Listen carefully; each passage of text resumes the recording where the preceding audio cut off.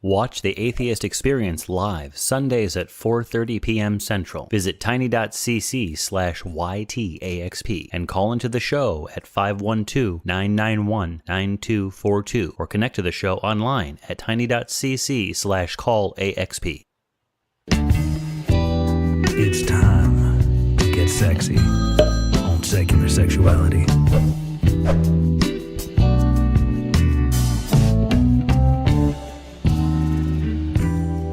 Hello, and welcome to Secular Sexuality, the ACA show that gives a fuck about helping people have better sex. My name is Kara Griffin, and I'm here tonight to relive some adolescent trauma as we review and mercilessly mock some of the worst sex advice we've heard from teachers, parents, and the internet. And I want to welcome back godless heathen and proud sex pot, Nate Smith. Oh, Kara, you always say the nicest things about me. Glad to be back. That's what everyone says. Well, glad to have you. And we have with us a counselor who knows a thing or two about bad sex ed and is here to set the record straight, and gay, and pan. Welcome, Janice Selbie. Oh, thank you so much for having me. I see that Nate and I are representing the sexy folks of British Columbia. That's where we're going. Yes. Every day, baby, every day. It's a tough job, but someone's got to do it. And Hey, we're I'm there glad you're for it. doing it. Tonight, we are going to be talking about exceptionally bad sex advice, how we survived it, and something tells me some of the folks in our audience have probably been through this as well.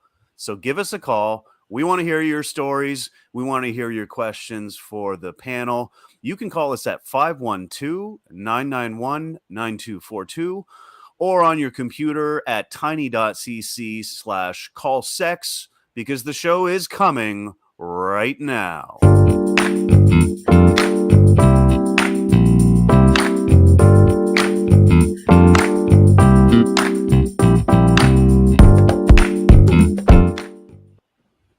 All right, you two, you know the drill. I want to know what is turning you on this week. Nate, why don't you start us off?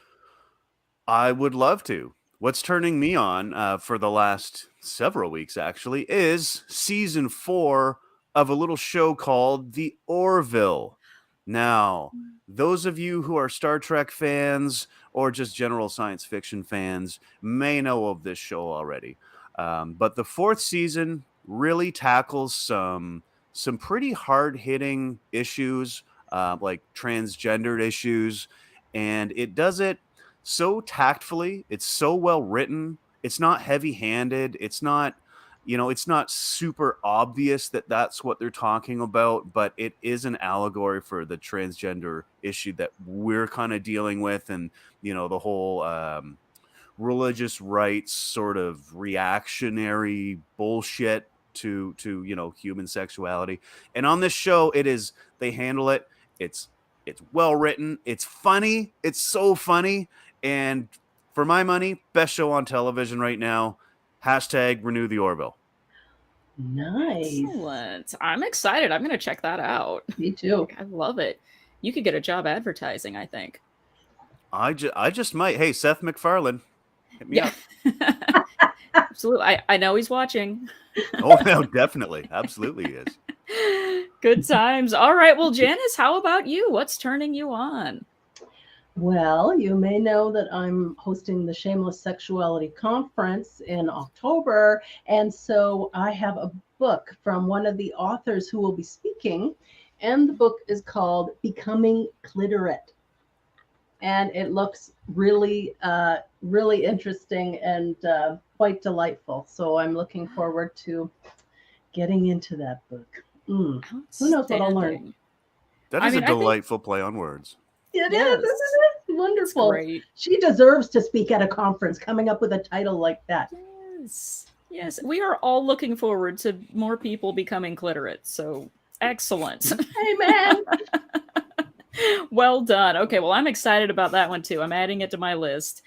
And I'm actually going to give y'all a book recommendation too. It's one some of our listeners may have heard before because Christy brought it up a few weeks ago, and I threatened to rush out and buy it and then talk about it. And That is exactly what I did. I rushed out and bought Diana Anderson's In Transit, Being Non-Binary in a World of Dichotomies, and I listened to the audiobook version. It's on Audible or wherever you get your audiobooks, and it was amazing. It is the book we needed. It is very thorough. They go over theory, they go into personal experience, they go into, what does this mean for the larger community? They have a chapter about what if you're an ally or a family member, what should you do?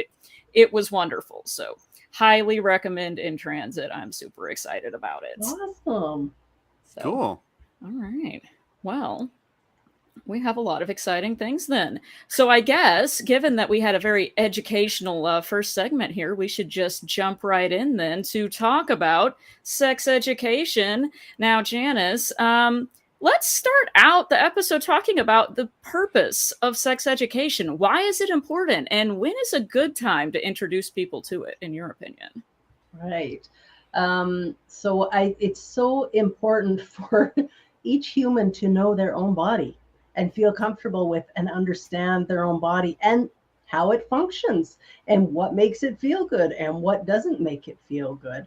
And these are some pretty basic things. I mean, if anyone who's had children knows that they are definitely not shy when it comes to their bodies when they're quite little and they enjoy touching themselves. It's one of the original self-soothing techniques, much like thumb sucking. And so lots of parents then have the experience of having to say, oh, why don't you go do that in your room and have fun, enjoy. But children are aware of their bodies and what feels good from the time they're little. They're not ashamed to explore it and find out. And I think particularly now that we have the internet, and there's of course quite a proliferation of porn on the internet, so it's really smart. I know it's shocking. Really?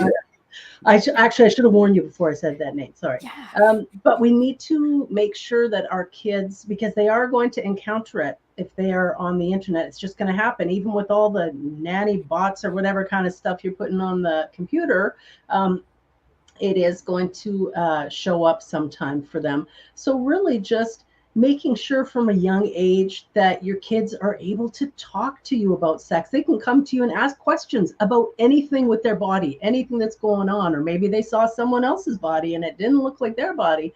And so it's really our job to provide accurate, age-appropriate information for our littles when they come asking. And certainly we want to be doing this before their body really starts changing. So we've already kind of forged that pathway with them that they know they can come to us and talk to us about anything. I sure wish my parents had been like that with me. Same. Yeah, that would have been good. I think we had the opposite view on that. It was usually the argument we would hear in my everywhere I grew up was that, well, why do young kids need sex education before they're having sex? 10-year-olds aren't having sex, so they don't need to know about it. And that was the accepted wisdom in the circles I was growing up in. It's also for protection purposes. We want children to be able to know the names, the actual correct names for their anatomy, for their body parts, and to be learning about consent from the time they're little. When Auntie Jackie comes over and just wants a great big hug, it's appropriate to say to your child, do you feel like giving Auntie a hug right now? And giving your child the ability to say yes or no, rather than that they think they just have to let any grown-up have access to them. So important. I agree. And consent is just, completely absent in Christian homes, especially. So I think that's an important thing to be teaching our kids about. 100% agree. That's one of the things I did with my kids was never use those childish nicknames for their body parts. Just that's your penis, that's your vagina. And so important, like you said, Janice, this has come up on the show many, many times, but one of the most powerful ways to inoculate your children against sex abuse is to teach them that they have control over their bodies, use those actual real words for the anatomy so that, they know that they're allowed to set boundaries, whether it be their aunt or their grandma or, a Catholic priest. Very important. Yes. For sure. Yeah, excellent points, y'all. Definitely important information. And so I just you've cribbed off Janice, but yeah, we've talked about this before many times. We're like this. yeah, that's why Janice is here. You know, That's right. yeah, we brought the expert with us, brought the big guns. The So, sexpert. the Sorry. sexpert. Yes, Well crafted, absolutely. ladies. Hardly. Well crafted. Absolutely. I do like sex, so that qualifies me to be Yeah. here. We did establish that in our pre-show group chat. So That's right. I'd like everyone to notice my beautiful necklace, which is actually a vulva. It's an artist depiction of a vulva. I got it from the Dodson and Ross website, which is a fantastic website for you all to know about for everything about sex. that is excellent. I really like that. And I mean, I wouldn't have ever noticed that. I just would have thought that was a normal piece of jewelry, and that is It's very more cool. powerful. Are there any phallus jewelry on that website that maybe I should? I wasn't looking for that, but that would be that seems like it'd be reasonable, doesn't it? Yeah. More down my alley, but vulvas are Fair cool enough. too. Yeah. Everyone's parts are cool. Yeah. Absolutely. All right. Well, we've talked a little bit about some stuff that should be covered. But why is it so hard then sometimes for people to talk about this? Why are there so many of us that grew up and didn't learn about any of this stuff? Or worse yet, got really bad misinformation? Yeah. I really think it has so much to do with religion. And so it's not just Christianity, but I mean, any of the Abrahamic religions for sure. They seem to have a lot of fear around sex and sexuality.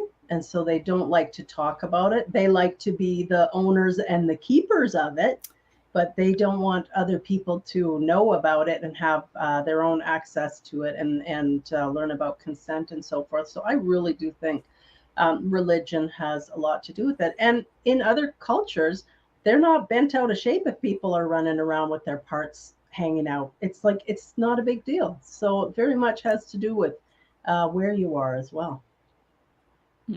Absolutely. Yeah, because even if your parents aren't necessarily religious or Bible thumpers or fundamentalists, chances are that their parents were raised in a more religious sort of environment, and that sort of just trickles down whether folks realize it or not. That uneasiness, it creeps in and it stays there for generations. Mm-hmm. Oh, absolutely. Yeah. Well, even I mean, it seems bizarre that you could go to a beach in Europe and have the beach be topless, and that's just like a normal thing. It's nobody's even batting an eye. But it's really something in Canada, like in BC, you have to go to Wreck Beach if you want to be parading around nakedly. And that just seems like such a weird thing to hung up on. Or, men are allowed to walk around without their shirts on when it's hot. Well, it feels like the same thing should go for what's good for the goose is good for the gander. Oh, yeah. And I've actually heard people make the argument before that, well, the reason that's okay is because if women were running around with their shirts off, it would be very distracting and enticing to men. And I'm like, has it occurred to you that there are also people who find shirtless men attractive? Right. I mean, I don't know. I think there might be. It's funny you brought up Wreck Beach. I actually was there a long time ago. And I was wondering before we got for those of you who may not know, Wreck Beach is a nude beach in British Columbia. And I wasn't sure if I was going to be comfortable with it. And I got there and I sort of tore off the Band-Aid and I was just like, well, what the hell? Off we go. And it's like the people there are not like, it's not like they're bodybuilders and models. It's just normal, average, everyday people with, pot bellies and wrinkles and just hanging out, having a good time. It was a very liberating experience. Yeah, liberating is really the word for it. And I can say as someone in my 50s, I have never felt so much liberation around my body and around my sexuality. It's just a marvelous thing. I'm not nearly as hung up as I used to be on, rolls and wrinkles and stuff like that. It's just like, damn, this thing, it just keeps on going.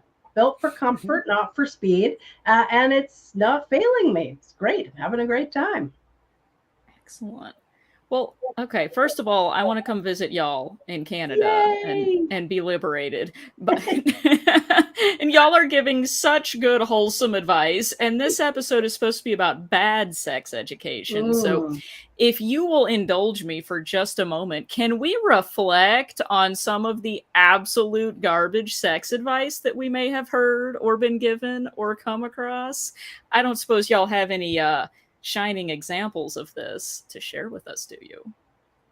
Oh, I know Janice does. And real quick before we turn her loose for these amazing stories, folks, we do have open lines. So we want to hear your stories as well. We want to interact with you guys in the audience. So give us a call, 512-991-9242 or tiny.cc/callsex. Janice, give us your best worst. All right. Well, I mean, it's hard to get worse than the actual advice that I received from my own parents. So, 10 years old, get my period. What is going on here? My dad says to me, "Don't ever come home pregnant." And that was my sex talk. That was it. I'm like, I don't even know what's happening. Am I dying? I'm 10 years old. So that advice was not super helpful. Wow. But I did actually comb the internet and get some other advice. Oh, ooh, I can't wait. I can't wait. I was watching a reality, that's in quotes, a reality show about young folks who leave the Amish communities to go on their Rumspringa, their year of, fooling around and being crazy. And this one young lady, she had sex with someone and she's talking about it the next day. And they said, "Oh my God, like, did you use birth control?" And she says, "I used the birth control that we're taught, which is 15 jumping jacks after having sex." That is the women were to do. And so if you ever wonder why the Amish have large families, it's because that's their sex. Was that supposed to shake out I semen or something? I believe so. Yes. Jumping jacks. Wow. This one, someone said they heard it in a high school locker room. Dip your balls in a mug of hot water to kill all the sperm. Then she can't get pregnant. Don't recommend. No. Don't recommend. No. Here's one that I think is sort of common. If you pull most of the way out, sperm won't make it all the way up, and she won't get pregnant. That's not true. Most of the way. That's right. That's how you become a parent.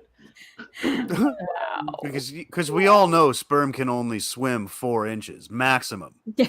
Max. Oh, yeah. And this one, I did roll my eyes when I read this one. Pee inside her after you finish. It will neutralize the sperm so she can't get pregnant. We got to say just a hard no. This is no. What? That's a consent required sort of thing. Don't do it. Also this next one, very untrue. Everyone loves a finger up the arse. Oh, everyone. Please ask for consent before you do. I mean, I do, but not everyone. It can be quite shocking if someone's not prepared for that. I would probably I imagine that you would prefer that people assume that consent is necessary before That's jumping the thing. straight And a to little that. preparation, please. A little lube on there. Don't do it. It's a fine idea.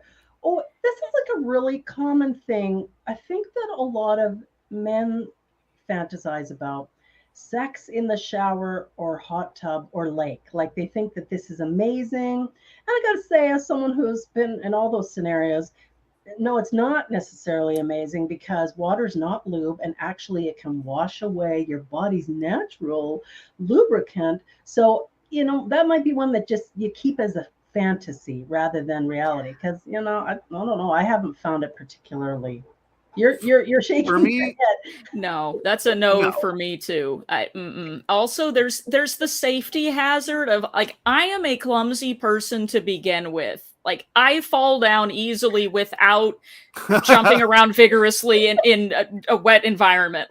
That's a no for me. It's not gonna be safe.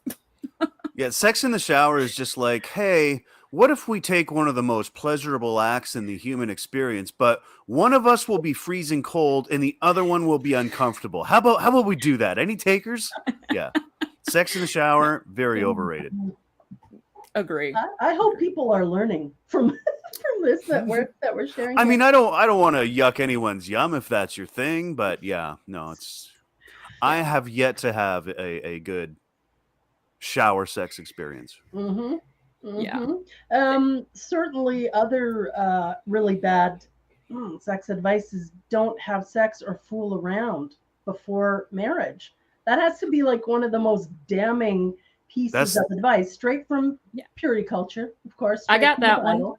Yeah, definitely got no kissing before marriage. You can't even kiss because you're cheating on your future spouse and Jesus. Wow, and that just sets us up for such bad experiences. And so really what we want to be encouraging is excellent communication, lots and lots of communication and experimentation, people finding out what they like, and of course asking and finding out what their partner likes. And this is a wonderful thing to do. This can really enrich your relationship. And then there's also no shame around it, and not this false, very harmful idea that if you don't think about sex or touch anyone or have anything to do with sex, and then you just get married, it's like flipping a switch and you'll be blessed and have the most blessed sexual. And it's like, no, they really, if people don't know what they're doing, it's just very uncomfortable. It's emotionally uncomfortable. It's physically uncomfortable. So yeah, a big X on that one. Yeah. And I'm going to jump in on that too and say, like, I honestly think that the people who were teaching purity culture to their kids they must not have realized the extent to which their kids were going to not know how to do sex after this. I'll give you an example. When I was engaged, finally, well, not finally, I was actually very young, but that was finally the time that it was deemed appropriate for me to, receive literature about sex. And so I was given by my family, a handful of, purity culture-esque books, but they're for, now that you're married and you're about to have sex, here's all the great information about how this is going to be the best time ever, and it's going to be great and wonderful, and here's a bunch of advice. And of course, because these books are very into, modesty, and, they don't ever actually show you positions or tell you any techniques or anything. I guess they assume that you know what to do.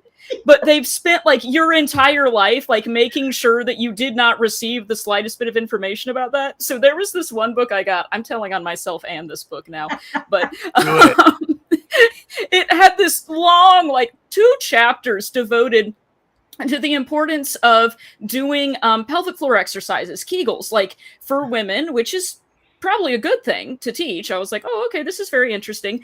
And it's teaching the technique for it. And it's going into great detail about that, about how you need to do several hundred repetitions of these exercises every single day without exception for the rest of your life. They will never be strong enough, these muscles. And it just states offhandedly, it gives this description where it says, and all women should have such strong pelvic floor muscles from doing these exercises that you can bring your husband, because again, the only people having sex are husbands and wives, that you can bring your husband to orgasm just by both of you laying immobile and you just squeeze around his penis with the muscles. Mm-hmm. And having had no other introduction into sex or any other description, that's the only description of sex in this book. I'm sitting there thinking to myself, that's not what I thought sex would be like. That sounds kind of terrible. You just lay motionless for some indeterminate period of time, and I'm supposed to be squeezing muscles really hard, and then it's over. Is that the equivalent of telling you to turn your vagina into a bear trap? Kind of sounds a bit misleading. And also, Kegel exercises, if I might throw this in there, Kegel exercises are useful for men, especially men who suffer from premature ejaculation. It can give you more control over when you go. So, Yeah. fun fact. The Hey, more you know. the more Sorry, you this is know. supposed to be bad sex ed. I know. Yeah, I'm sorry. yeah. That one was like, it was on its way to being good sex ed, then it just kind of took a left turn right at the end. Yes, almost, guys. You almost got one. You almost got one. Another thing that's not good advice, everyone loves having their vulva slapped. No, What? not everybody does love that. Again, consent. Some people might really like it, but you got to think some people probably won't. Don't make any noise. Isn't that a weird thing? And do you know, I actually had a couple of different partners tell me that I was too noisy, that I just needed to tone it down. Now I can see that if there's like kids in the house, but otherwise I'm going, this doesn't get toned down for anybody. This is me enjoying myself, expressing my pleasure, and you're not the boss of me. So yeah, neither of those relationships worked out, but I just thought that was so weird. I like it when my partner lets me know that things are going well, that they are enjoying what we are doing. How do I know otherwise? Yeah, that is baffling. Absolutely. Like, did they not want you to be enjoying it? Like, I don't understand. They wanted me to enjoy it, but just quietly. Quietly. So, okay. So I imagine they moved on and found quieter partners. I do have one that was so funny. It made me laugh out loud. So this was from a young man, and he said, "My bad sex advice was to have your girlfriend put a mint in her mouth before oral. Not really bad advice in and of itself, but we didn't have any mints. So she grabbed a breath strip and went down on me before it was fully dissolved. And it promptly stuck to my penis and burned with the fury of 10,000 icy suns. And it wouldn't wash off for 5 full minutes. And afterwards, my girlfriend laughed so hard at my convulsing agony that all we could do was go to bed and try and forget that night ever happened." Oh my goodness. I think he's probably still recovering from that. It's like the old Vicks Vapo Rub. Every time he sees a breath of it, he starts having PTSD. Isn't that terrible? Oh, I appreciated that. Oh my goodness. I thought that was pretty amusing, so Wow. I was thankful that he shared that. That is pretty legendary. Wow. Well, we do have some calls that we're going to get to. Right but, on. Yes. Yeah, absolutely. But first, Janice. Yes. Did you have any more, or was that the ones that you? That was pretty much that ran through my list of bad sex ed advice. I thought it was humorous and interesting and good to talk about. Yeah. Good information. That was. I'm kind of fascinated with the breath strip thing because like why would you think that would be a good idea? Like, you stick your dick in a jar of Vicks Vapo Rub? Like, what?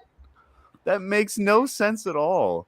Like, I think that's a very particular kink. Maybe not a everyone loves this kind of thing. Yeah, like I've heard of, if one of the partners has like a tongue ring and they like suck on an ice cube first, that can be enjoyable. And it was for me, but you heard. Yeah. Well, no, I tried. Anyways, we're going to move on, and we are going to talk to, let's see. Oh, this is one that's close to my heart. Let's get Gavin on the line. Pronouns are he, him, calling in from Indiana about circumcision, bad circumcision advice. And oh my goodness, I know a thing or two about this, but Gavin, what is on your mind, sir? Yeah, so it was 2 pieces of advice that I got, both from friends. I'm thankful that my parents were actually very good about sex advice for me. But I remember I grew up in a primarily Christian culture, and so a lot of my friends were circumcised. And so when I told them that I wasn't, I got a lot of unsolicited really bad sex advice from them. And the first one was that the extra skin would get caught in the vagina when I was having sex, which I don't know where that came from, but that was the other one. And the other one that I remember, which was kind of similar to one that I heard while I was listening here, was that as long as I try to pull out, then the sperm will get caught in the foreskin and it'll be like a so it's like a built-in condom and it just like bloop, flips over and yeah. Wow. Right. That is all kinds of dumb. Yep. Mm-hmm. Were these people aware that like being uncircumcised is like the natural condition of humans? Like it's right. Yeah, been like that for a while. No. Yeah, I don't know. I don't know. I mean, I think it was just that like the majority of friends that I had and people that were in our friend group were circumcised, so I guess they just assumed that was how everybody was. And yeah. Wow. That is really something. I had a similar situation with my mother when my son was born, because she was super for circumcision. She didn't know why. Obviously, she had me cut. But when I told her that I wasn't going to do that to my son, she tried telling me that, there's lower rates of STDs and lower rates of cancer if you're circumcised. And I'm like, okay, well, let's dive into that a little bit. Like, even if that were true, even if there weren't other ways to prevent STDs, that's not a good reason to cut the frickin' thing off. Like, breast cancer is a big killer of women, and we don't perform double mastectomies as a matter of course and as a matter of habit. That makes absolutely no sense, right? Like, cut your head off to prevent brain cancer. Ridiculous. Janice, what do you have to say about it? Yeah. I think in Canada, at least in my age bracket and where I live, the vast majority of men that I had ever been with were circumcised. And it was shocking to me the few times I did run into fellows who were uncircumcised. And I hadn't really thought about it prior to that. But that it did get me thinking about it. Why do we do this? I know the Bible talks about it. The Old Testament talks about it. On the 8th day, the baby would be circumcised. And so I don't know, is our whole medical model based off of that? I mean, surely we have more information and more knowledge now that we don't have to be harming male babies by doing this to them. Well, I was talked out of it by our family doctor because I was going to do it. I was going to go ahead just because, it would match, and it was normalized to me, and it was, had been put forward as a good idea. But it was a medical professional that actually talked me out of it and said he refuses to perform it. He thinks it's barbaric. He's seen children die from botched circumcisions, and also there's the risk of infection and of malformation. It's just, he talked me out of it. Gavin, would you do it? Have you, like, do you have kids? What's your take on that? I don't have kids. I'm planning on having kids at some point, but yeah, I don't think I would ever circumcise my children. I think good man. I don't know why my parents didn't. They were both raised in Christian and in the tradition of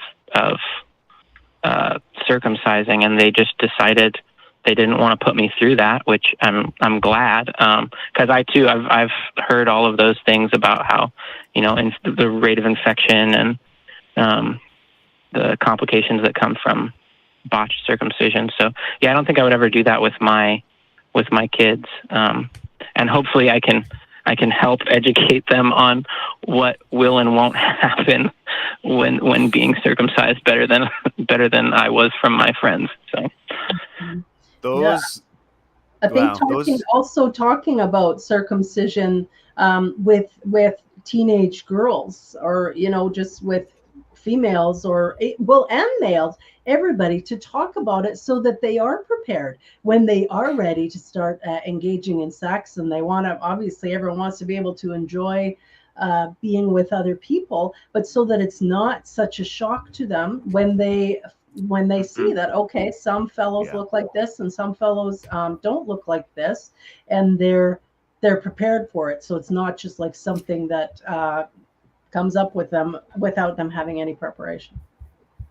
absolutely. Yeah, I completely agree with that, Janice. I know the first time I met someone, first time I knew someone in that sense who was not circumcised, I was too like, oh, I wish I'd had training in this, like getting to know someone for the first time is difficult enough if you think you know what you're doing. But, if for those of us that relied on the sex ed to start with, I mean, please help us out. Like, this business of separating boys and girls when you're learning about bodies is not it. Like, let's let everybody know all of the information, please. Yeah. Well, Gavin, thank you very much for calling and sharing that. That almost deserved to be on Janice's list, I think. Yeah. The built-in condom. Built-in condom. Yeah, and pull out. Oh my goodness! All right, well, we've got some other examples from other folks. So, Gavin, I think we're going to let you go, but thank you very much for sharing that with us today. Yeah, and you take care of yourself. Yeah, you too. Awesome. So I think before we get to our next call, the atheist community of Austin is the purveyor of many fine programas. And if you haven't seen other shows that we produce, let's give you a sneak peek at what you may have missed. The whole idea of like boy brains and girl brains is kind of, it gets in that area where very quickly people take it and turn it into woo-woo science. Kind of like when we talk about like energy or frequencies or things like that. Sure. And like, there's a lot of real science to talk about here. And then some people are like, I have a crystal in my pocket that wins the lottery. Multiple sacred relics, sometimes of the same thing. Like the foreskin of Jesus. Sorry, Dan, I need to interrupt you regarding the foreskin of Jesus, because there were several foreskins of Jesus hanging around. There's more than one, which is like, what does that mean? I'm going to pretend like I believe in God. I'll make myself a bishop, and then God will bestow upon me all the riches of the poor around me that I would like to steal. Because that's what I see going on here. The guy was a complete grifter. Through the scientific method as opposed to anything else, because that's the thing that's been the most reliable. And then those of us that are atheists would also say, like, hey, it's probably not going to be God because it's never been God. Yeah, it hasn't been God yet. Right. Yeah. We haven't gotten that conclusion yet. It's batting zero. So far. right. If the answer is evidence is how we get from there was a dude named Jesus who was crucified, and evidence is how we're going to get to him being God. Give me one thing that can be used to demonstrate the truth of the claim Jesus is God.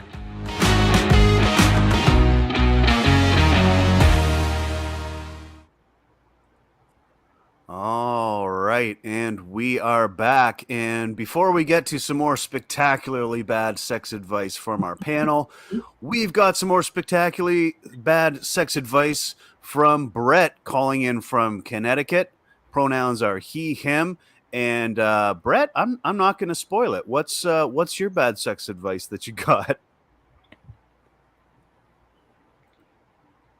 Brett, are you there? I think you might mean Ray. Yeah.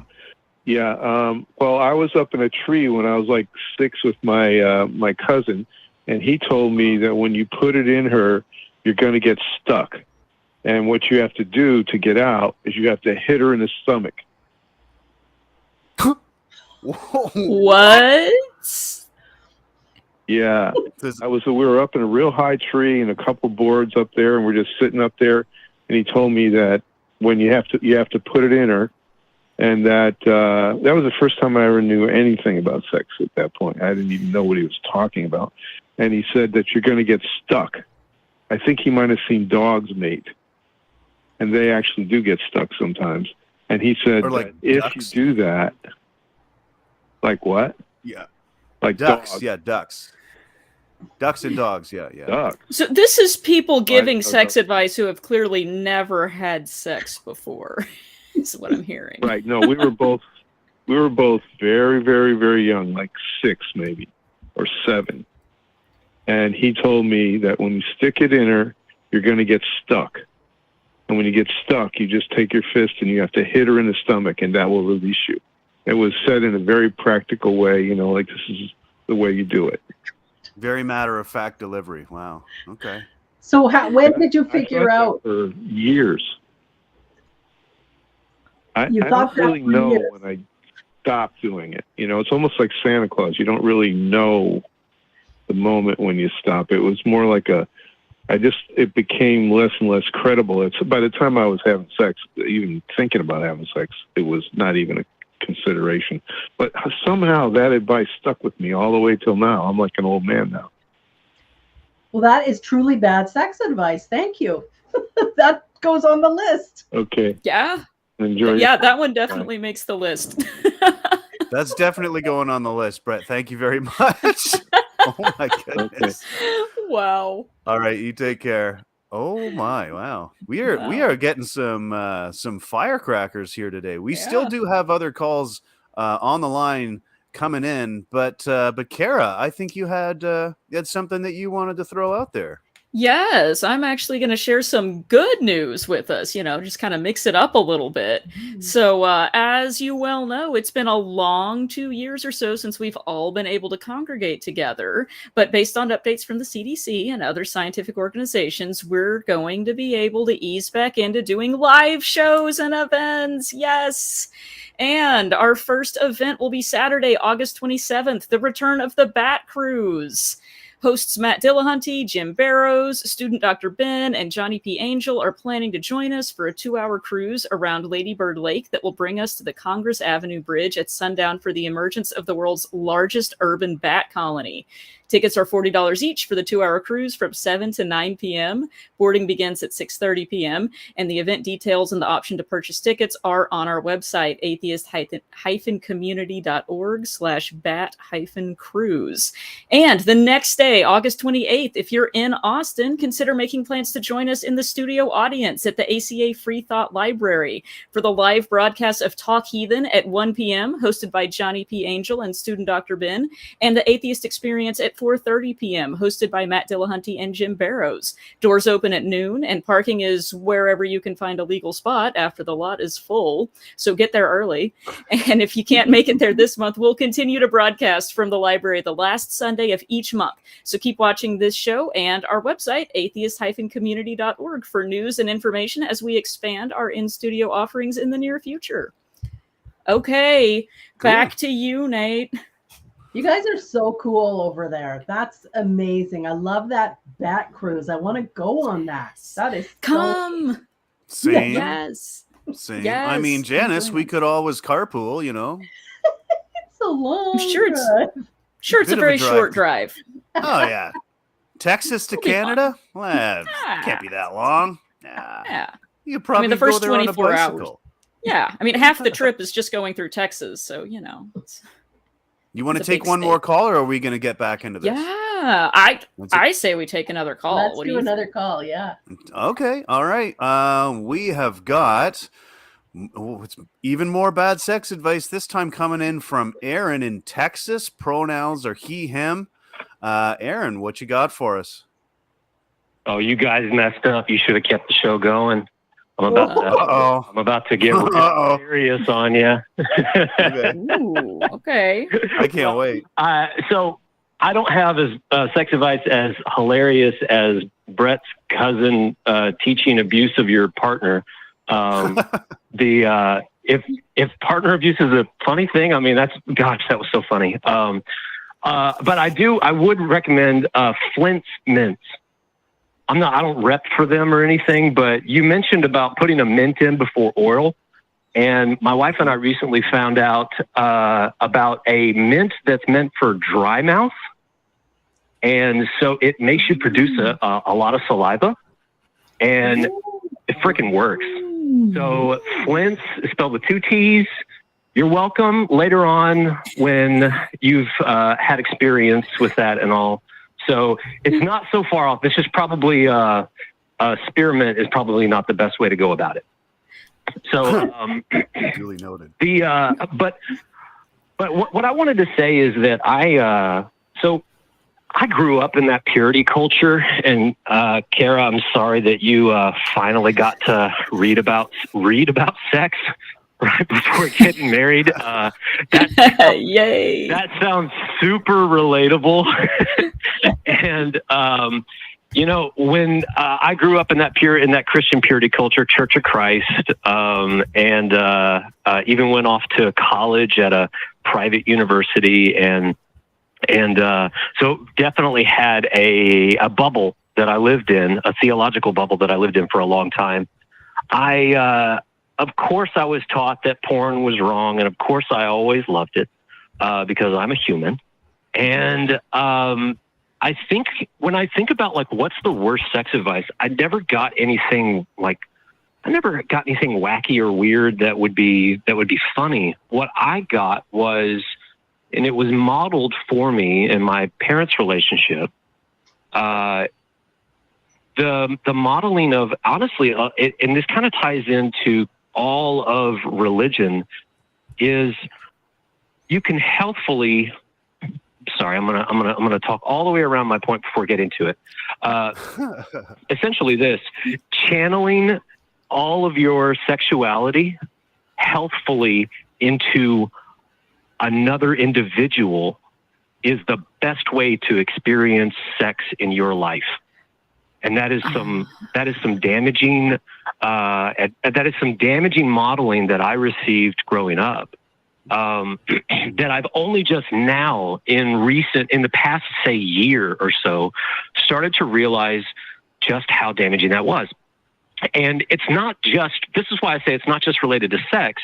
It's actually an entire, it's an entire worldview. When you mentioned before about Abrahamic religions, did somebody say Abrahamic religions, or was I watching? I've been watching several secular sexes recently. No, that was this one. We were talking about circumcision. Okay, cool. I think it came up. Oh, fuck. Okay, that. Nothing but religion makes someone want to say, let's grab a knife and touch our genitals with it. You know, I mean, unless you're into that, but gosh, you got to be careful, right? So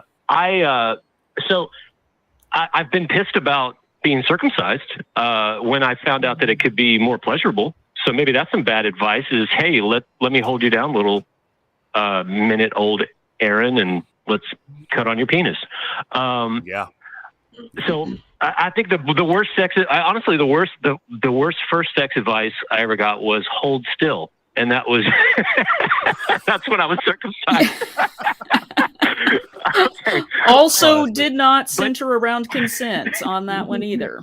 Yeah. Yes. Absolutely. And that's the fucking tragedy of it, is that it was never a choice.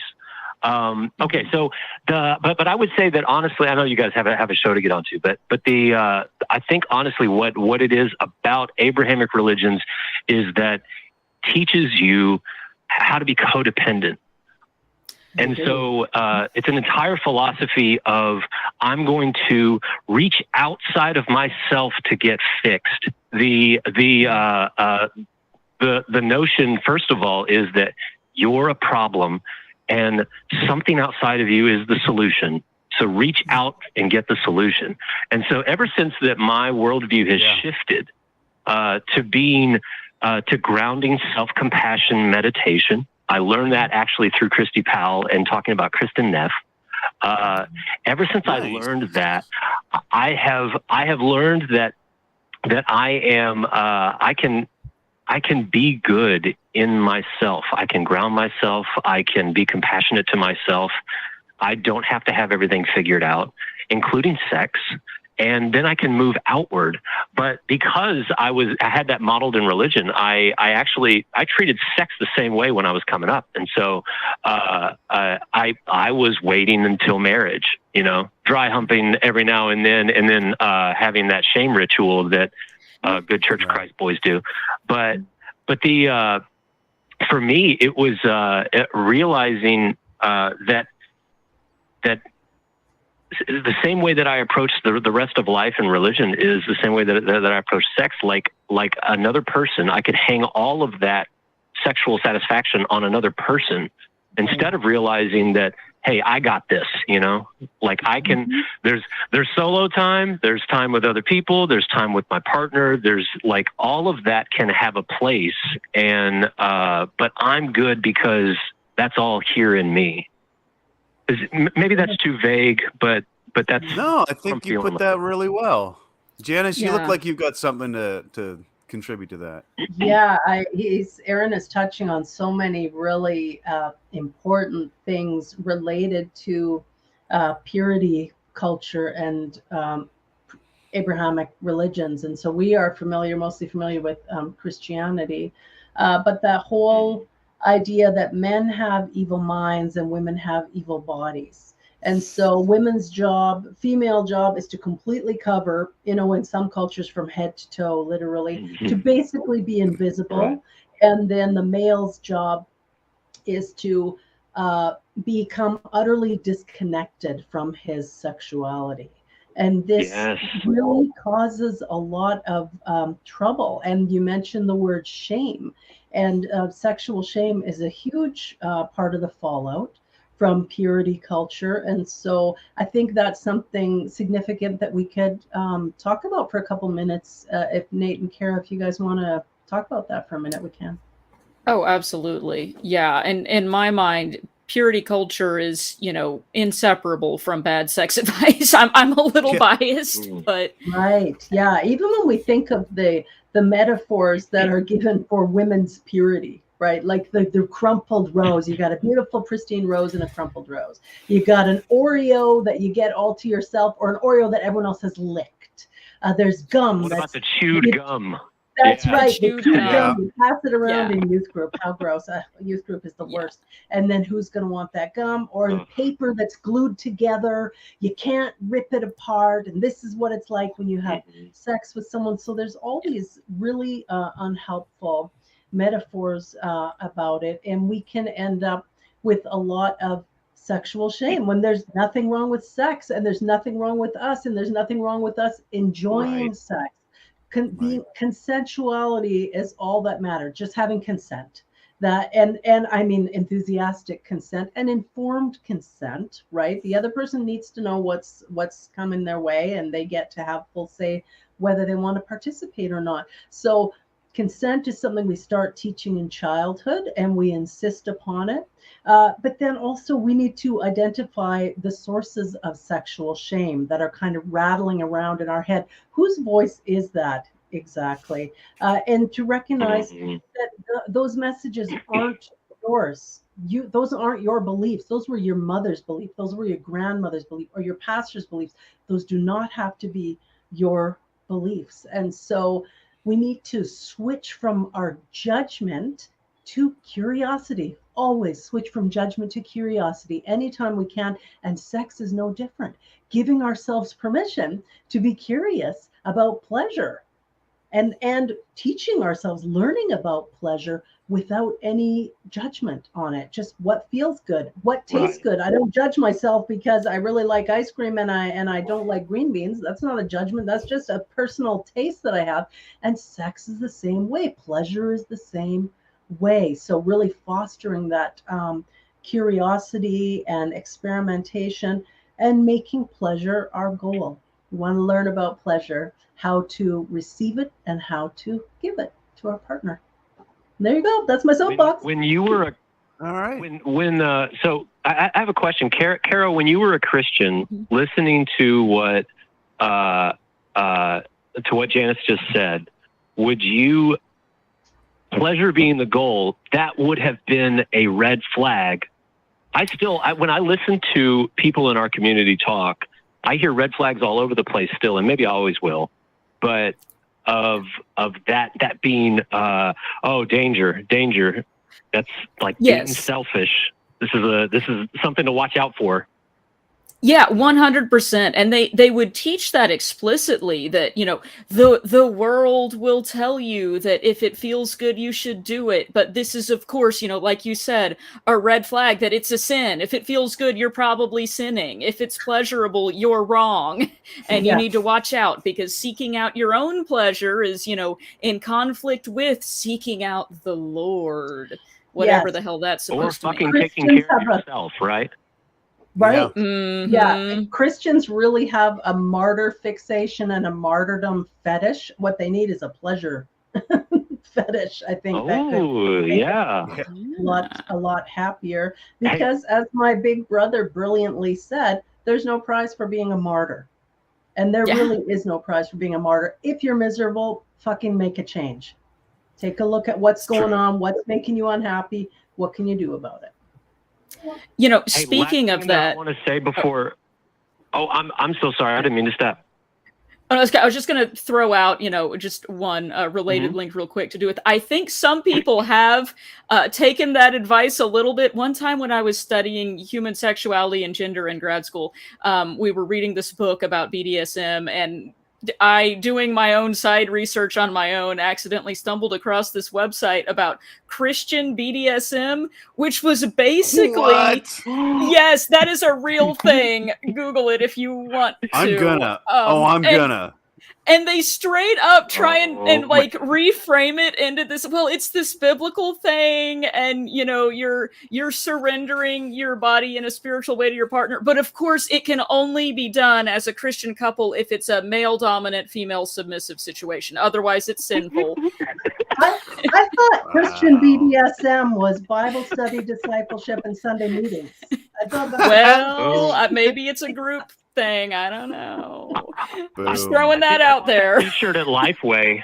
I think I bought that T-shirt at Lifeway when I was a teenager, actually. That may have meant more than they let you believe. The last thing that I wanted to mention to you guys, and I know you want to get on with the show, but if you haven't watched Big Mouth and you've been through Christian purity culture, or if you've been through our culture in America or North America at all, watching Big Mouth really helped me and my partner really heal a lot. And when you mentioned shame is a character in that show, and it was such a good form of therapy to be able to laugh at how ridiculous sex can be, like, in figuring that out when you're growing up.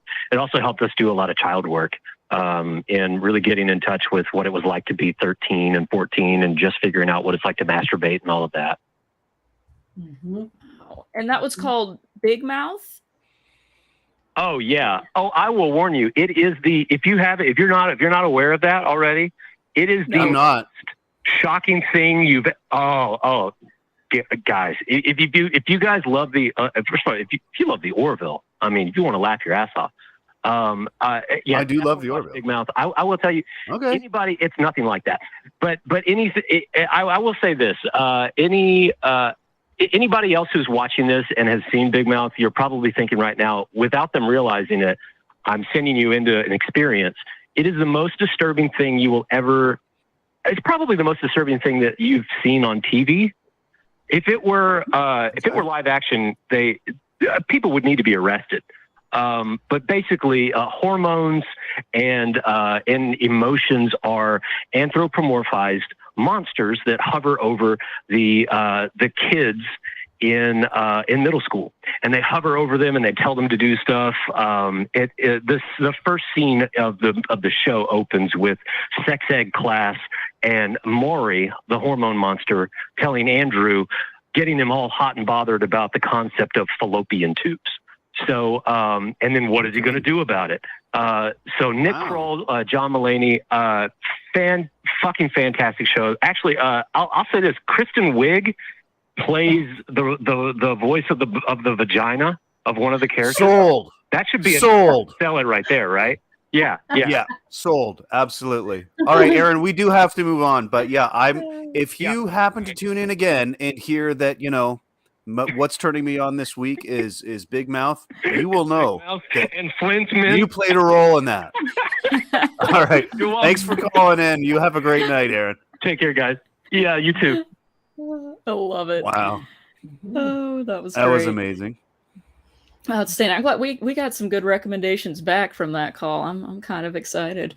And I will just throw in there that watching shows about sex, like they talked about, and Nate, what you were talking about, and then there's some excellent shows on Netflix, just looking at sexuality in different cultures and then how different people view sex. That can be an important part of our healing from purity culture, and exploring how other cultures view sexuality and what's considered enjoyable by people in other cultures, because we really almost sometimes have to force ourselves to branch out, because we may have become so disconnected from our bodies and from what is actually healthy sexuality. So we need to give ourselves permission to do some research that way. I love that. Yeah, that is fantastic. And I'm also glad we had that call just then from Aaron too, because I was going to ask you, Janice, I know as a counselor, you specialize in religious trauma syndrome, I believe. And I was wondering if you wanted to talk at all about that in relation to purity culture and kind of the implications for that for people who grew up with this particular brand of sex education or lack thereof. Thank you for mentioning that. Yes, the client demographic that I work with especially are people recovering from religious trauma syndrome. And so I have clients who grew up Catholic, evangelical, Jehovah's Witness, Mormon, all different kind of backgrounds that you can imagine. But purity culture, or sometimes we even call it hymen worship, was really pushed on them. And so now they're adults. A lot of times, if we've been raised in purity culture, we marry very young because you're not supposed to have sex before you get married. So then you get a lot of 19, 18-year-olds getting married. And what do you know? At 18, you barely know enough to come in out of the rain. Then they come to me when they're in their 30s and 40s and 50s sometimes. Or I have older clients my age who have never been on a date, because they never met that special someone. And so now they're trying to figure out, how do I even date? Or they've just left religion and now they're trying to figure out, what does dating look like? How do I interact with people that I'm interested in when I was never permitted to do that before?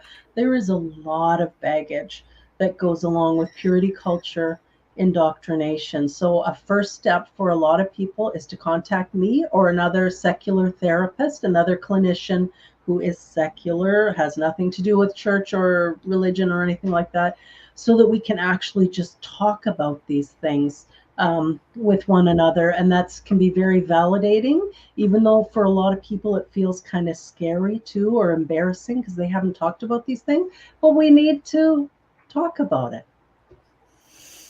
Oh, yes. Wonderful advice. Everything that you've been mentioning sounds very familiar to me. Yeah. And I wonder if you might know of any upcoming events or conferences that people might be interested in. Maybe. Thank you so much.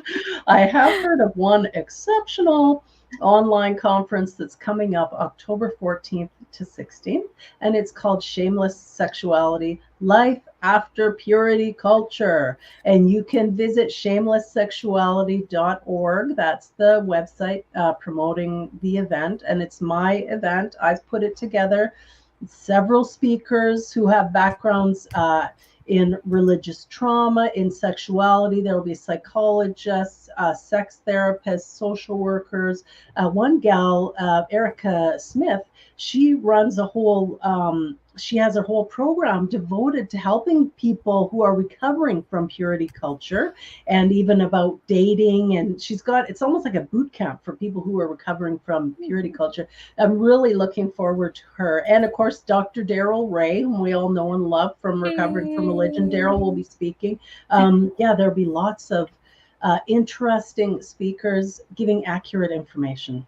So I hope everybody can join us there. You really want to be there. If you're recovering from purity culture or you know someone who is, please tell them about the Shameless Sexuality Conference. Thank you for that. Excellent. Thank you for that. I am super excited about that. I cannot wait. So yeah, I'm absolutely going to be there for that. So thank you. Nice. Yes, we're gonna throw up some links and some contact information for Janice and her work here at the tail end of the show before we go out. So keep your eyes peeled for that. All right. Well, I think we might still have some callers on the line. What do you say, Nate? We are actually getting deluged with calls, which is great. So a flood of biblical proportions. I'm hearing. Yes, absolutely. So I'm getting ready for calls. We're gonna move on with Red calling in from Ohio. Pronouns are she, they, and they're gonna share a little bit about the talk. Go ahead, Red. Hello. Well, to preference how bad it was, I never knew what an erection was until I got a boyfriend. Yeah, yep, that tracks.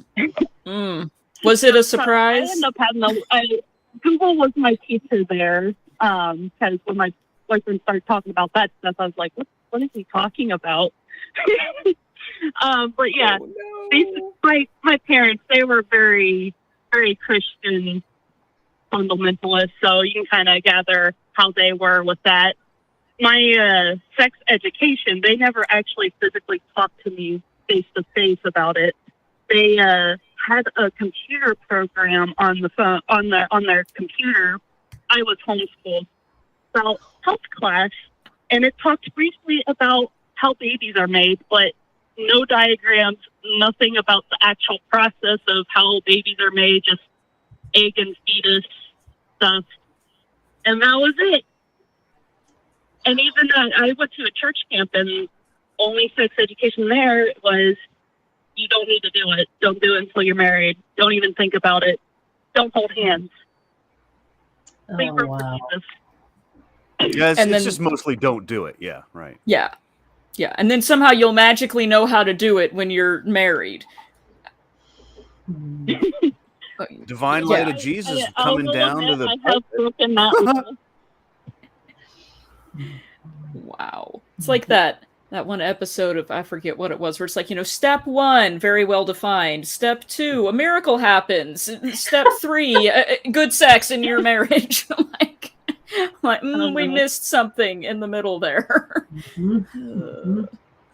Yeah, I'm pretty sure there's a bit in the Bible about knowledge being a bad thing. I think it's right at the beginning, if I'm not mistaken. Yeah, it's like a snake or something.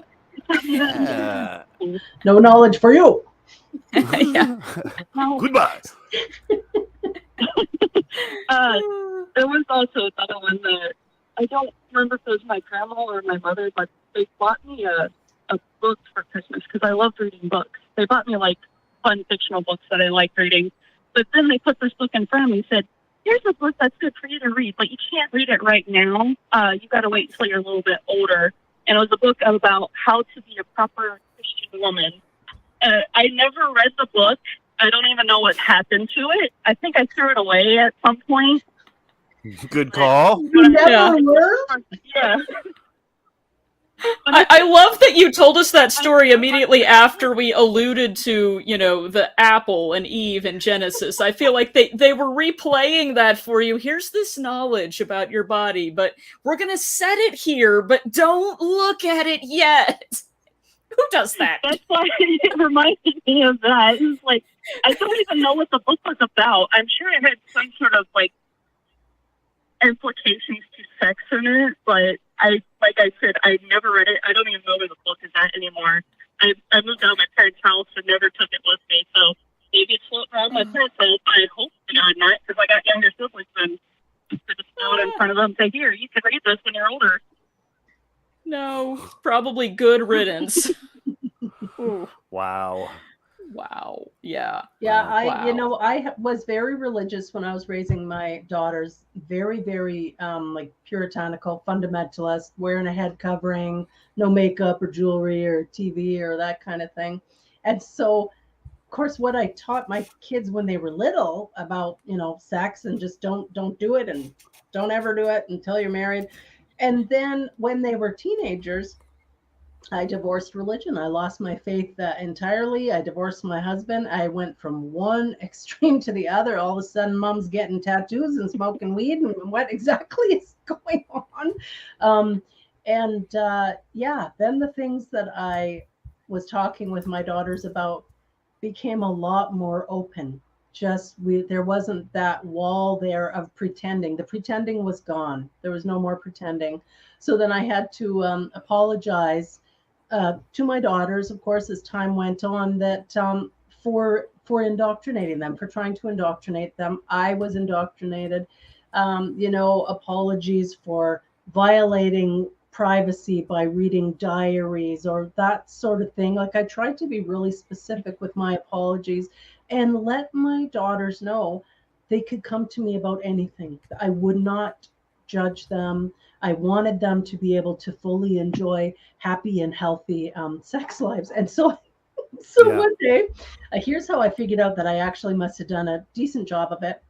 My daughter and I, she was in her 20s, we lived up and downstairs from each other, and we were both moving at the same time. So we were putting a bunch of stuff on our porch that we were getting rid of. And I saw she had this box, and it had pictures of kitchen utensils on it. And I said to her, "Oh, can I take your kitchen utensils if you don't want them?" She said, "Sure, no problem."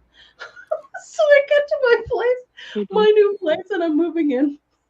And I open the box that was supposed to be kitchen utensils, and I pull out handcuffs, ball gag. I took a picture of it and I messaged her and I said, "Not as advertised. Do you want this back?" She's like, "Oh my God." I'm so fucking embarrassed. I said, "No, I feel great. I'm glad you're having a happy, wonderful, very liberated sex life. Don't worry about it." But I was like, all right, I did okay. Excellent. That is awesome.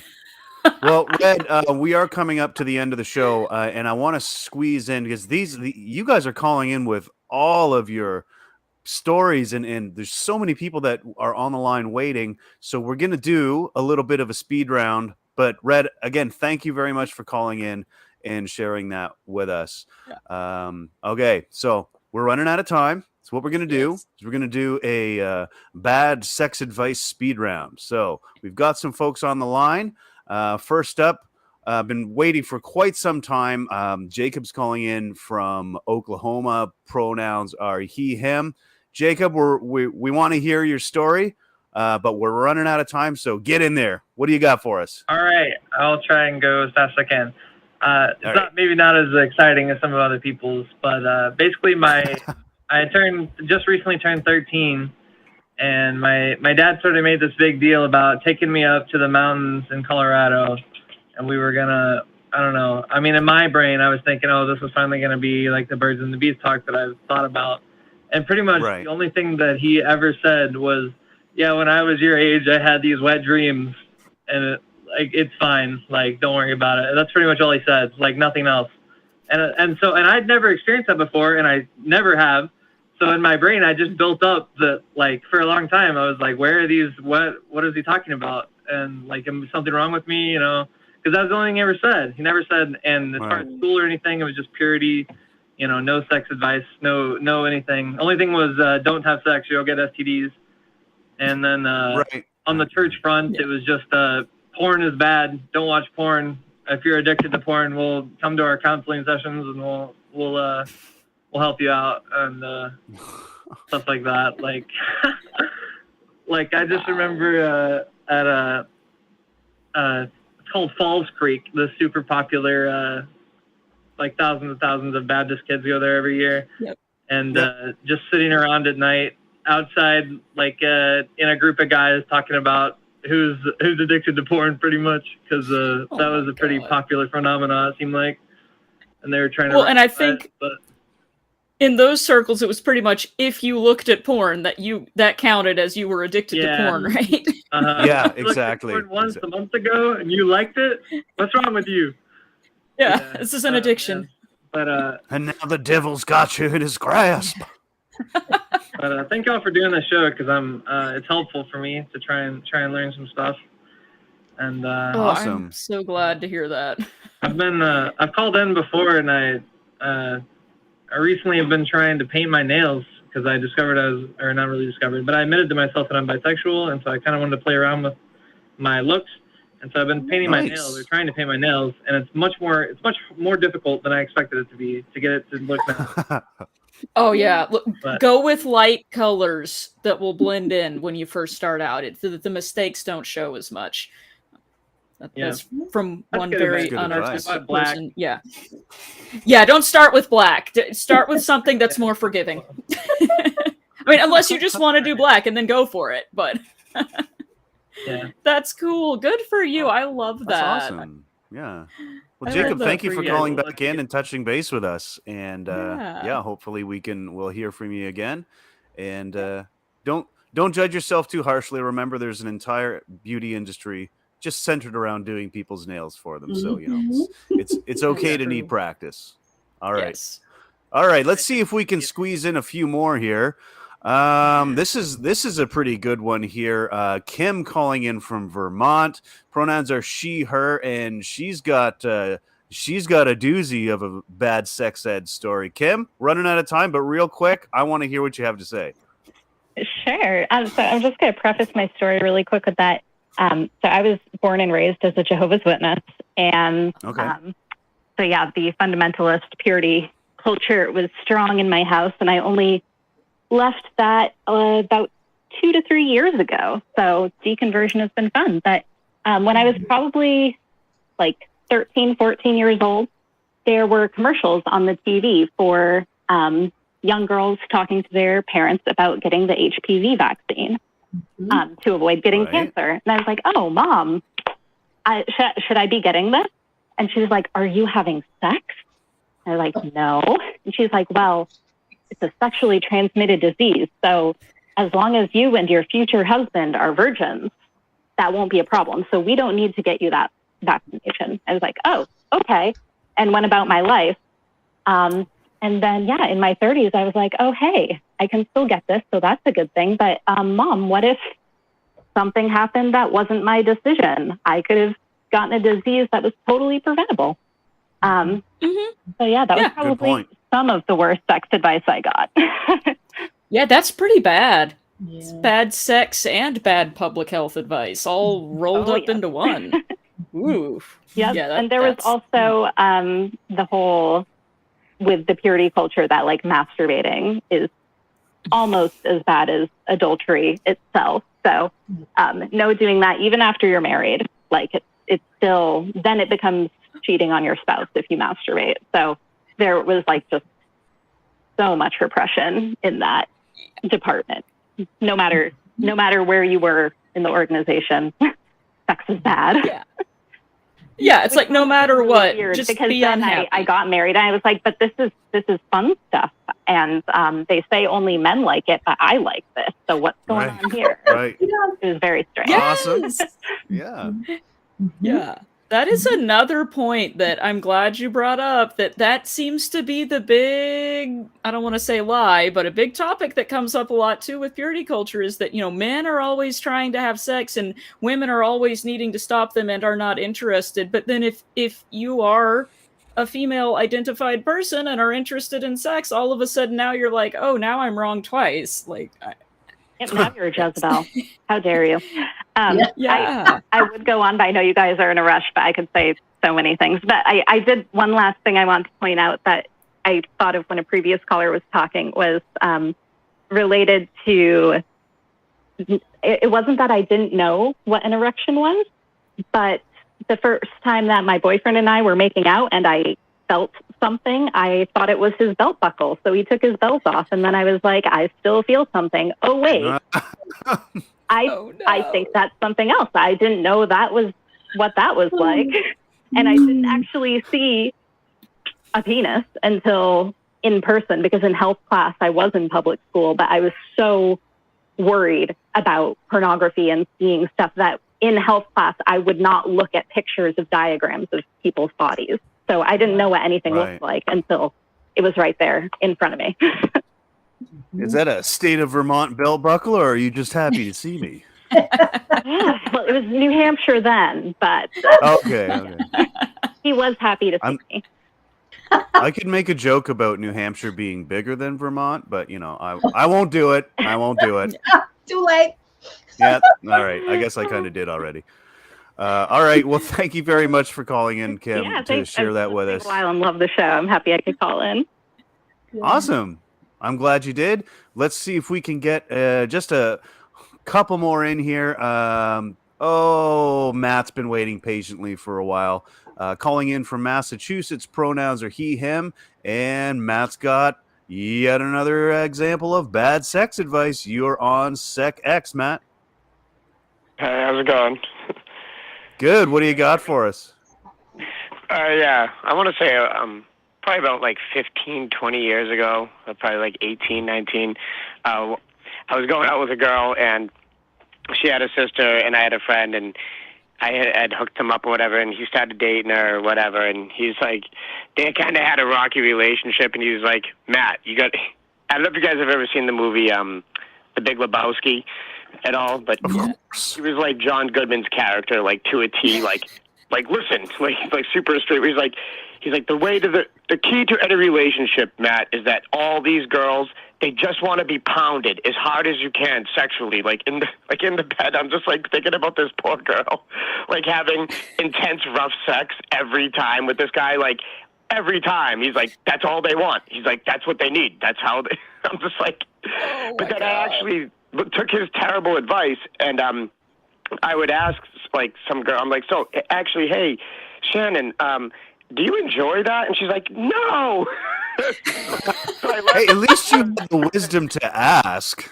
Right? Oh, yeah, well, because I was friendly with her. I was like way better friends with the sister than I was with my male friend. And I learned to just ask any of my friends, like, I would listen to the things my guy friends would say, and then I would just ask their fucking girlfriends. And I'm like, hey, this thing, he says he does this move. Is that any good? They're like, no, I don't know what the fuck he's doing. Like, what the heck he's thinking? But, like, so that's how I learned how to, like, not from porn, but just from other guys' mistakes from watching porn and learning, like, yeah, like the jackhammer that looks like a good move. Like, probably the most jack. I mean, I'm sure there's women that might like something like that. I don't know, but probably, it seems to be more for show, the stuff that's in pornography. And that's, just listening to all these people that had, like, Christian upbringings. And my parents were Christian or whatever, but from like age 7, they said I could go to whatever church I wanted to. If I was gay, they would accept me. If I wanted to become a woman, they wouldn't care. They didn't care. You know what I mean? And I never had that like weird shame stigma thing. And I mean, I had those What's Happening to My Book body books or whatever. And I like told all the kids what sex was, like when I was 7, and the teacher had to have a talk with me and all that. So, but it's very, I forget sometimes that the like large part of the population has had this whole Christian and other religions as well, but like a shame thing. And and anyways, it was interesting listening to everybody else's stories. Have a good night, guys. Thank you for taking my call. Thanks.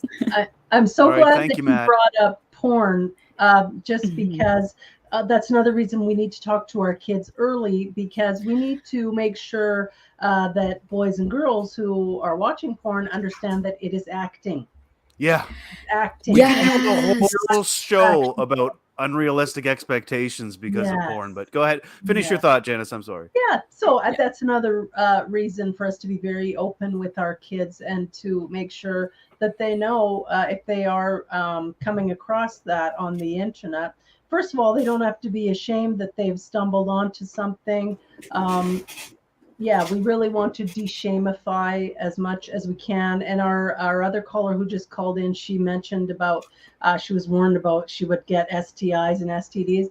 Lots and lots of people, and it's very common to have STIs and STDs, and we don't need to feel any shame about anything that we get as a result of being intimate with another person. We just need to be careful around it. So I don't want you to feel bad if that's you today. It's all right. Yeah, that's a great point. Thank you for pointing that out, because they really do talk about that. Like, it's like the proof of the shame. Like, oh, you thought you felt ashamed before, but now you're going to be marked for life. And it stings when you pee. Yeah. Oh, Yeah, we're like, calm human. down, It folks. happens. Yeah. Yeah. Oh, yeah. Great All right, we point. got time for one more. Let's do it. Let's see if we can squeeze in one more with Tina calling in. Pronouns are she, her, and she's got. I think this is a good one to round up our cavalcade of bad sex ed stories. Tina, what have you got for us? Hi there. I just wanted to tell my little story about, it wasn't really a sex talk with my mom, but I needed money for like period products. And so I wanted to try tampons. And she was very, very nervous. And I had to assure her that I would still be a virgin even if I used tampons. Wow. So even tampons for like cheating on Yeah. your future spouse? Yep. Wow. And you're calling in from Canada too, like not somewhere thought to be rather backwards, and we're thought of as pretty progressive folk. I'm surprised. I actually have a Mennonite background. Okay, and the curtain is lifted. I get it. Yeah. Yeah, so I was really curious about how Janice's family feels about her career in sexual education. Yeah. Well, my siblings are atheists. They all left the belief system long before me. I was married to a pastor. Okay. So I'm estranged from my father, who's a fundamentalist and a narcissist, and he doesn't have anything good to say about the work that I do. I'm still close to my mother. She's in her 80s. Yeah. Yeah. So my mom's in her 80s, and she's still a believer. And she tries to understand what I do. So she knows that I work with folks who have religious trauma. And of course, her thought is, well, my religion's not traumatizing to anyone. I hear that a lot from Christians. But so we generally just kind of avoid talking about it or don't go too deeply. I did tell her I was doing this program, this secular sexuality.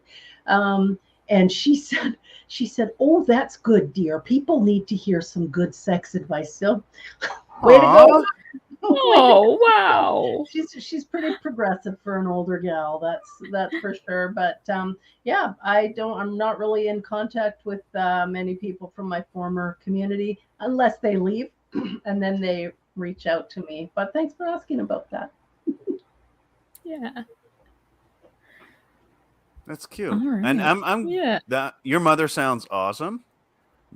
Yeah. She's delightful. I can relate to having a narcissist for a father, but that's a whole other show. But Tina, thank you very much for calling in to share, and I hope you have a great night. Tampons, like even tampons are threatening. Like that's crazy. I remember when my two daughters were coming to that age, and they thought that I would be like uncomfortable or nervous or not want to provide them with those. And I was like, no, I have no problem. If you need some products, I can either give you the money or I can go and get it for you. And they're like, you're not weirded out by that? And I'm like, no, I had sex with your mother and many times. I know how that stuff works. It doesn't have to be weird. Yeah. And you don't have to have shame about your vagina. Again, with the shame. It's just a part of growing up. It's just a part of your anatomy. It's nothing to be ashamed about, and it doesn't weird me out at all.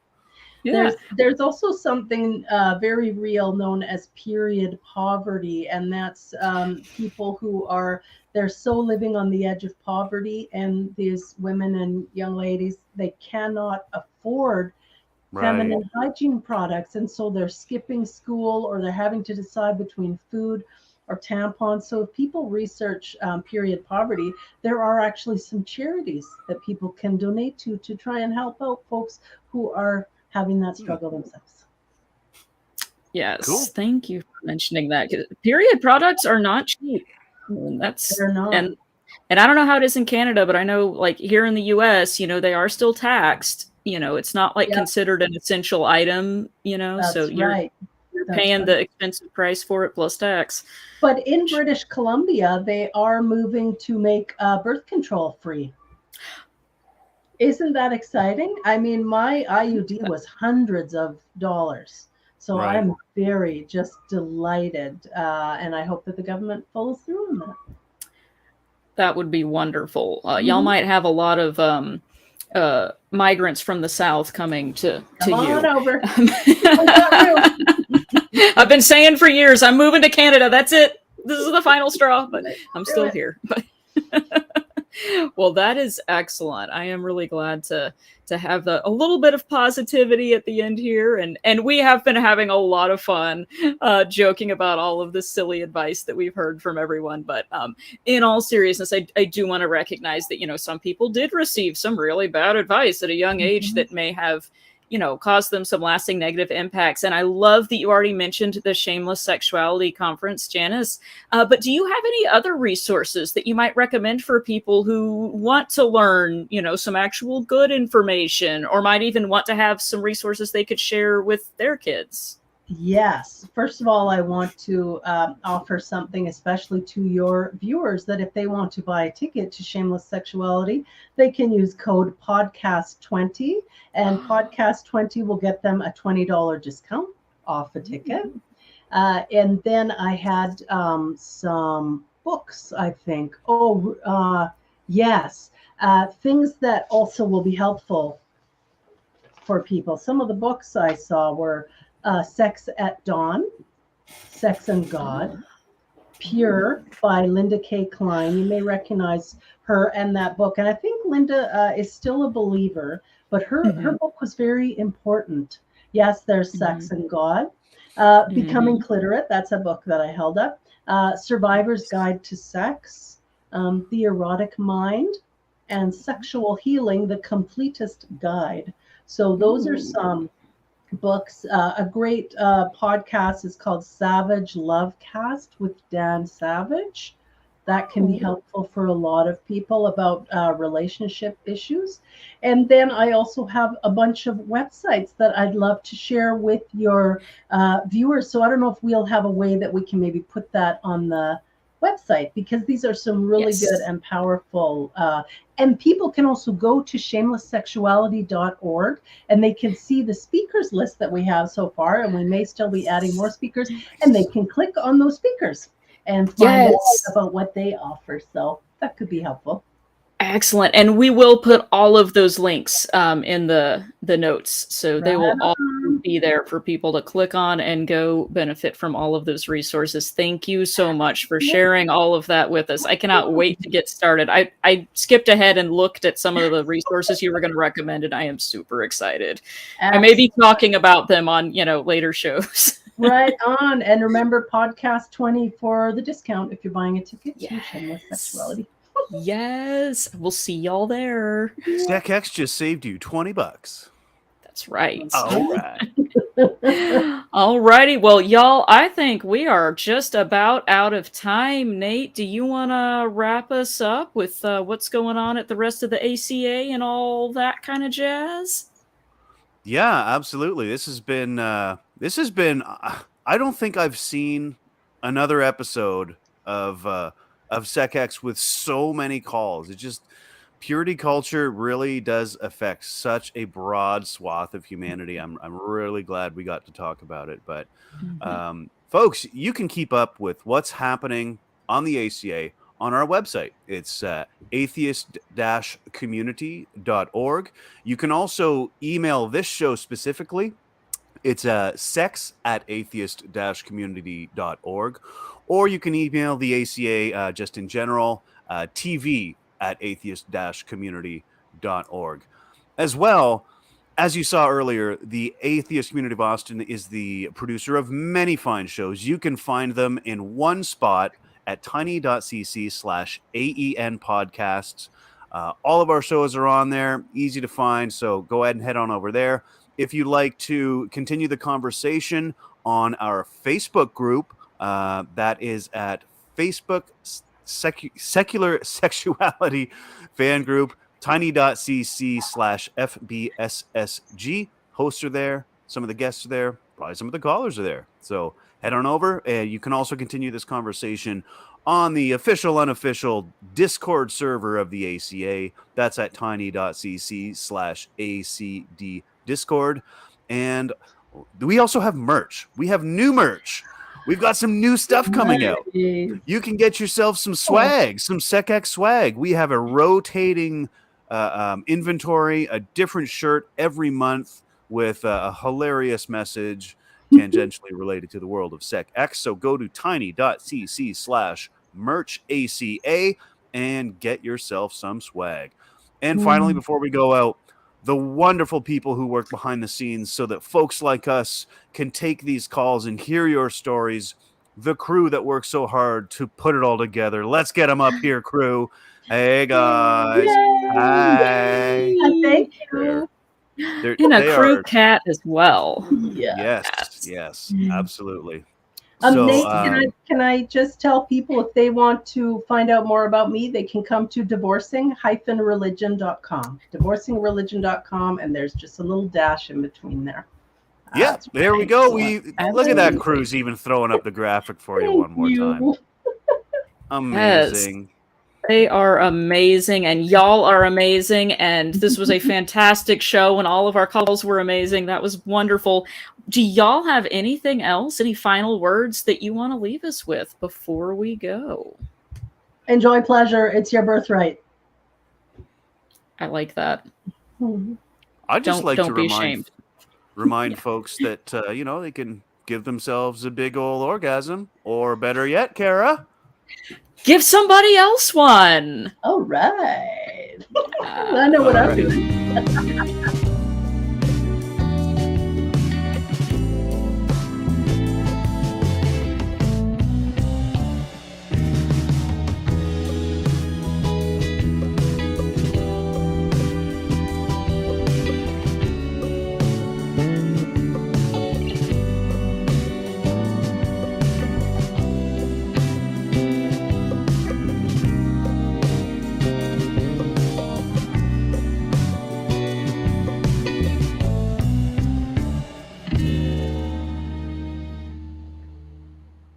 Watch Talk Heathen live Sundays at 1 p.m. Central. Visit tiny.cc/YTTH and call into the show at 512-991-9242 or connect to the show online at tiny.cc/callth.